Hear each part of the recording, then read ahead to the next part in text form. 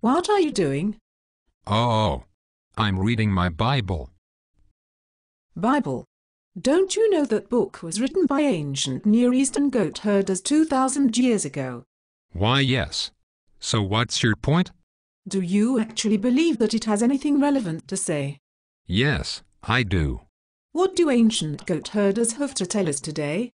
God loves you. Oh, is that so? Did you know that Jesus never existed? The Romans have no record of his existence. And they kept good records. Accounts of his existence did not exist until 100 years after he died. Is that so? There's no record of lots of people, but that does not mean they didn't exist. And just because Romans didn't have records of Jesus does not mean others did not. I don't care. Do you believe Alexander the Great existed? Yes. He is a historical figure. The earliest known written accounts of Alexander the Great date to 300 years after he died. If you say that Jesus didn't exist because the accounts date long after he died, you have to deny that Alexander the Great existed too. I don't care. Also, many historians, both Christian and non-Christian, account for Jesus' existence. In other words, only a person who ignores historical evidence can deny the existence of Jesus. I don't care. The Bible advocates owning slaves. Does it? Did you know that slaves in the Bible were more like employees working to pay off debts than they were the common perception of slaves we have today? I don't care.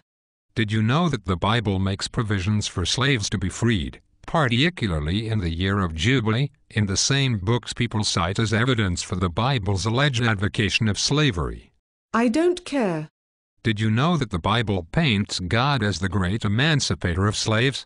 This motif is explained in Romans. God is portrayed as a king who pays the debt owed by slaves, freeing the slaves, then adopting them as princes and princesses in his family. I don't care. The Bible calls them slaves, so they were slaves. Webster's dictionary mentions slaves too. Does that mean it advocates slavery? I don't care about that. The Bible is homophobic. It says you should kill homosexuals.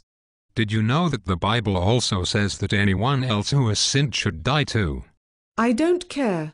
But Jesus died instead, so homosexuals and all other sinners don't have to die. The Bible advocates genocide. Does it? Where? The Bible commands Israel to kill other nations. That's genocide. God was passing judgment on people. If I whip out a gun and shoot your mother, and then I am arrested, tried, and executed, does that make the executioner a murderer like me? I don't care. It is genocide. Besides, I thought Jesus died so they don't have to. If God kills some and not others, he is not just. You're supposing that God is obligated to give grace to everyone because he chooses to give it to some. If you have $6 billion and you give $1 to one person, are you obligated to give every person alive $1? I don't care. Christians believe Earth is 6,000 years old. Some Christians do, but not all of them. Besides, even if the Earth is older than 6,000 years old, what does that prove? Christians believe evolution is just a theory. Some Christians do, but others find it to be good science, but still believe that God had something to do with it because of the sheer improbability of evolution by means of natural selection and random mutation producing life as we know it. The probability of such a mechanism producing life is 1 in 10 to the 68th power. I don't care. Atheists are smarter than theists because theists believe in God. Are they? Says who? Richard Dawkins. He has a PhD in biology. He says that people who believe in God are deluded and stupid. You believe that him having a PhD in biology makes him an expert in ancient Near Eastern history, religion, philosophy and language. Things that really have very little to do with biology? Yes. He is a scientist. If he told you the moon was made of cheese, would you believe that too? Yes. He is a scientist. I see. Scientists know what they are talking about. Besides, Sam Harris says that religious moderates breed extremism. So religion is evil. When asked about state-sponsored atheism breeding extremism, Harris responded saying that such things were more akin to religion. But this only shows that his critique of religion is not unique to religion. Any ideology can breed extremism such as Maoism and Stalinism.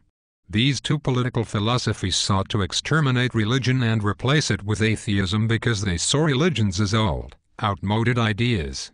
It could be said that such things were done in the, quote, name of atheism. I don't care.